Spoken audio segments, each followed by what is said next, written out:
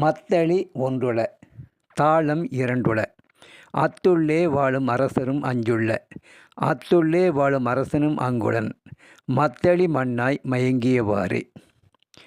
மத்தளி என்பதற்கு மண்ணாலான உடல் என்பது பொருள். மண், தனிமட்டளி, மண்களி, மத்தளி என்று மருவும்.